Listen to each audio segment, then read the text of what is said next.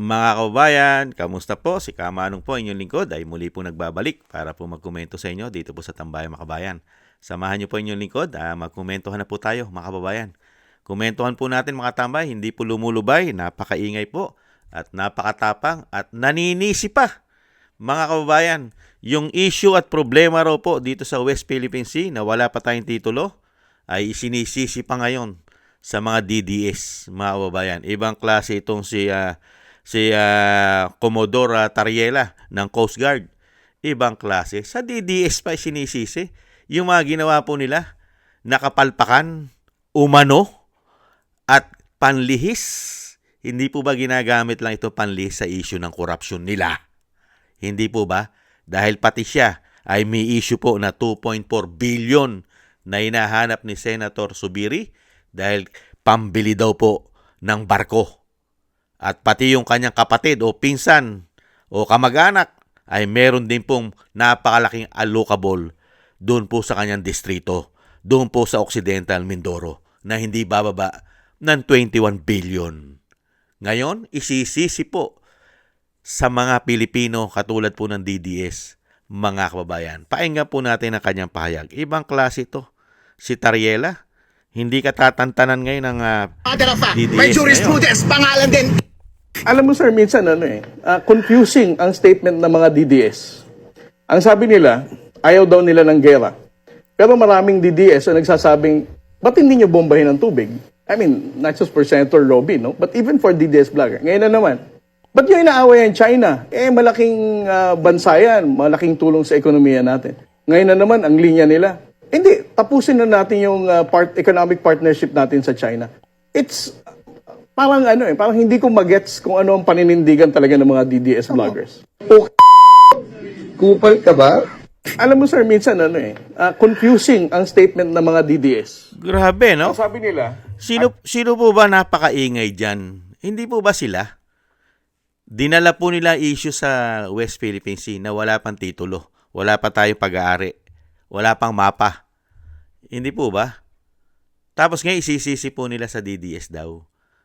Sila po gumagawa ng kapalpakan at problema yata dyan umano para po mapagtakpan ang issue po na gusto nila itago sa mga sarili nila.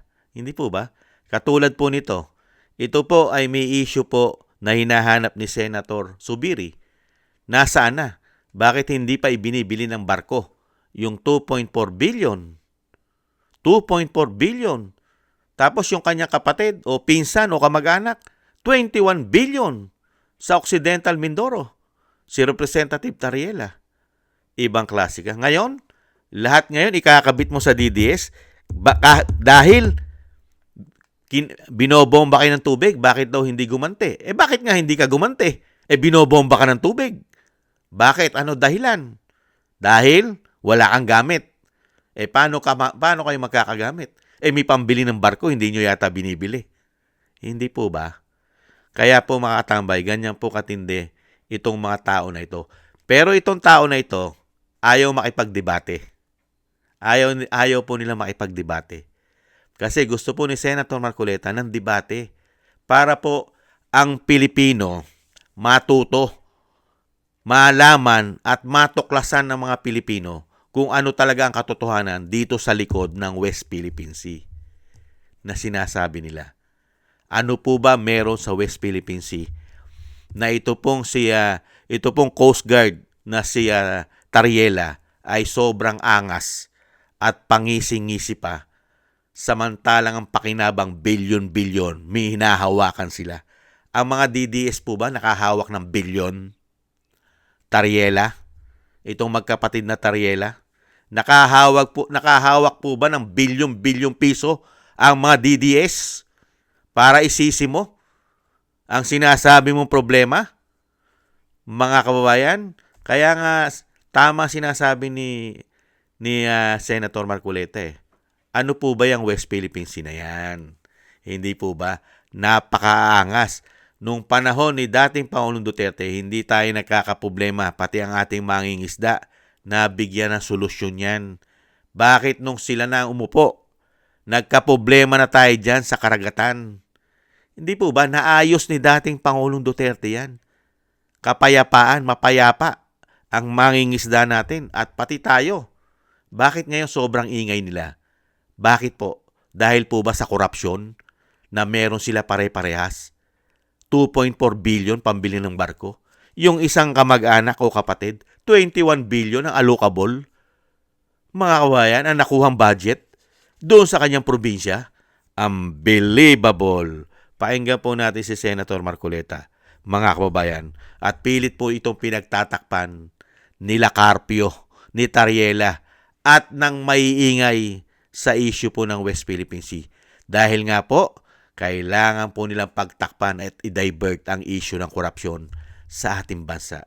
Gamit na gamit po dahil pare-pares po pala silang may issue umano ng isang damukal na pera na galing sa ating buwis. Unbelievable. Ito po, pakinggan po natin Senator Marcoleta. Nakakalungkot po. Sa kwenta niya, parang 369,000 square miles. Opo. Pero sabi ko nga sa yung natira naman sa ating Teritoryo. 32,000 na lang Opo. magmula sa 247. So ang nawala 242,000. Anong importance nung, ano pagkakaiba nun? Ang pagkakaiba nun, yung territorial sea, parte ng teritoryo ng Pilipinas, kaya Yan. tinatawag parte ng sovereignty. Yes Ayun, po. so ibig sabihin, sir, pagka ito ay i-give up mo, Binawas. sovereignty ang... Soberenya to eh.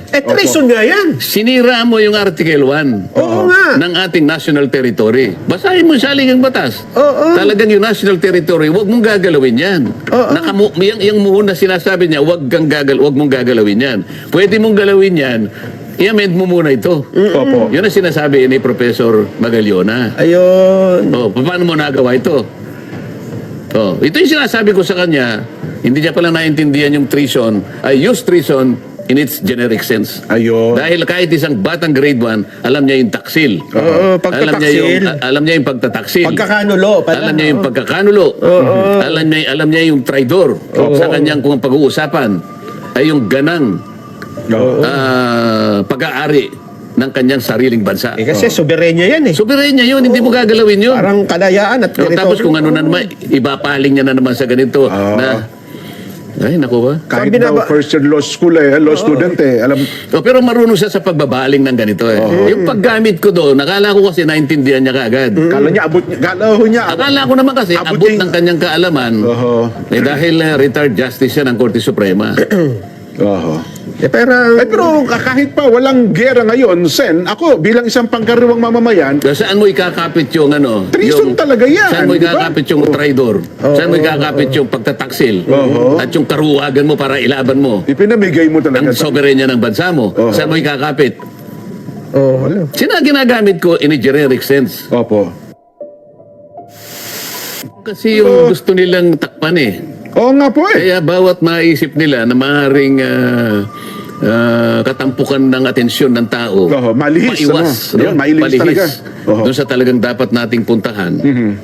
Talagang yan ang kanilang pinaangat, pinipilit na palakihin. Inaapuyan nga ho talaga ng gusto, Sen eh. Oo, inaapuyan nila kasi sa kanilang pag-asa, sa kanilang paniwala na hayamo't matatakpan din yan. Ayan, oo. Gumawa tayo ng maraming issue, pampatakip, Oho. pantakip. Ha? Oo. Paano mo tatakpan yung nalimas na kabangbayan? Yun na nga. At saka gusto ko kasing, alam ba kayong planong ipatawag si Adrian Bersamin dyan sa ano? Kasi yun ang parang hinahanap na marami ngayon. Yan daw ata ang Yan po mga tambay, di ba? Isang damukal na issue po ng korupsyon na pilit po nilang pinagtatakpan. Kaya gagawa ng maraming issue. Ayon po kay Senator Marcoleta. Tama po. Ano po ginagawa? Isang damukal at ubod po ng ingay ni Tariela. Di ba? Ito pong si Tariela, ubod ng ingay. Ito pong Coast Guard na ito. Hindi po ba? Dahil nga kailangan nilang pagtakpan ng pagtakpan. At ngayon ay sinisisi pa sa mga DDS. Ang problema po dyan sa sinasabi nilang West Philippine Sea na sila naman po ang gumagawa ng issue na yan. Para po pagtakpan ayon kay Senator Marcoleta. Dahil unang-una, napakarami po nilang pagtatakpan. Hindi lang po ang korupsyon pala.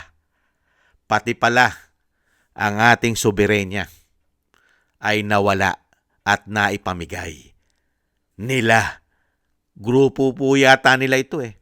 Sila retired Justice Carpio. Hindi po ba? At napakaiingay po diyan nila Hontiveros, Pangilinan, pati mga tulpo at marami pang iba. Pati mga congressman. Meron po diyan napakaingay. Lalong-lalo ang grupo na makakaliwa. Hindi po ba? Si De Lima. Di po ba? Pero tahimik niya si Trillanes. Nananahimik si Trillanes sa issue po ng soberenya. Lalong-lalo po ipinamigay nila. Di po ba? 240,000 nautical miles. Pinamigay lang. Mas malaki pa sa Pilipinas. Ngayon, mga kababayan, sino po ang may kasalanan sa nangyayari pong usapin sa West Philippine Sea na sinasabi nila at dito sa South China Sea? Sino po may kasalanan? Mga DDS po ba may kasalanan sa nangyayari po? Samantalang ang nagpapatakbo ng gobyerno ay sila. Sila ang nagdidesisyon. Di po ba? Lalong-lalo po nung mga nakarang administrasyon ni Pinoy. Hindi po ba? Sino po ba? Problema. Sino nagbigay ng problema sa bansa, lalong-lalo sa karagatan? DDS. Yan po ang pilit na sinisisi. At sinasabing, wala raw po tayong sinasabing prinsipyo. Wala pang prinsipyo ang DDS. Samantalang sila pala ang napakaraming itinatago sa taong bayan. Yung maiingay sa West Philippine Sea, napakaraming itinatago sa bayan. Hindi po ba? Nangunguna na po si retired Justice Carpio. At pangalawa na ito si Tariela. Natuta po yata nila ito na meron din pong karga-karga na hinahanap ni Subiri na 2.4 billion pesos pambili ng barko. Unbelievable! 2.4 billion. Kaya nga po mga kababayan, di po ba tayo po ay patuloy na nagdarasal na sana po'y mawakasan na ang mga ganitong sistema ng mga naglilingkod sa atin. Pati po pala dyan sa Coast Guard, mga kababayan, ibang klase po pala dyan. Billion po pala pondo riyan. Hindi po ba? Lalo-lalo na yung congressman, nakapatid yata. Kapatid o kamag-anak, 21 billion. Apelidong Tariela, 2 tao, billion na nakuha. Na budget, pondo. Hindi ka ba mag-iingay? Hindi po ba? Kaya nga gustong-gusto na natin na mapalitan at makaupo na ang isang Duterte sa Malacanang. Lalong-lalo na mga kababayan, kung ito'y pagkakalob ng Panginoon. Marami pong mawawala at tatakbo, mga kababayan. Marami po. Isang damukal po, mga kababayan, ang magtatago at aalis ng Pilipinas. Baka dyan dumaan sa West Philippine Sea. Mga kababayan, baka dyan dumaan. Hindi kaya? Yan po mga kababayan, ang komento po natin. Dito po kay Tariela, naubod po ng angas at sinisisi pa ang mga DDS. Mga kababayan, ibang klasika. Ikaw, yung nagkakamal ng napakalaking budget ng inyong ahensya, ang inyong Coast Guard, isang damukal na pera ng taong bayan, pero ang sisisihin mo, yung mga taxpayer na katulad ng DDS, na walang kinalaman sa mga nangyayaring anomalya riyan sa West Philippine Sea, at kayo-kayo rin yata nagkakapera riyan dahil nagkakabentahan pa yata. Mga DDS ba nakikinabang? Pag nagbebenta kayo ng mga teritoryo umano, pati ang ating soberenya, na wala ng ganun-ganun lang, ano yon, libre? Unbelievable, mga kababayan. Kaya nga po sinasabi nga po ng matatanda, pagka sobrang ingay, mga kababayan, di po ba, sila po yung nangingitlog, sila yung may daladala. Hindi ba? Sobrang ingay. Di ba? Lahat sila maingay. Yung pala lahat sila may daladalang itlog na bilyon-bilyon pala halaga. Hindi po ba? Putak ng putak na parang manok. Maraming salamat po sa nakagusto po ng ating Tambayang Makabayan sa YouTube at TikTok. Maraming salamat po, lalo-lalo po sa ating mga subscribers. Thank you po sa inyo. Sa inyo po mga comment, like, share, and subscribe. Thank you po mga kababayan. Maraming salamat po. At syempre po sa mga nagbibigay po ng tulong, thank you po sa mga biyaya po. Shoutout po kay Eric Hershaw ng Canada, Tatay Nick ng Canada, Ani Jo, ako si Pilam, Balance Vision TV, Gay at Shena, Jesus Valdepena, Eric si Kingston ng Hong Kong, Gina Ray ng Berlin, Germany, Jake Yahut ng California, USA, Julieta Silona ng Sydney, Australia, Baby Roman at Ate Isa ng Cagayan. Maraming salamat po mga kabayan at ingat-ingat po kayo lalo-lalo po sa inyo po mga paggawa. Tiis-tiis lang po mga kabayan, tiis-tiis lang po tayo. God bless po sa inyo lahat. Bye-bye!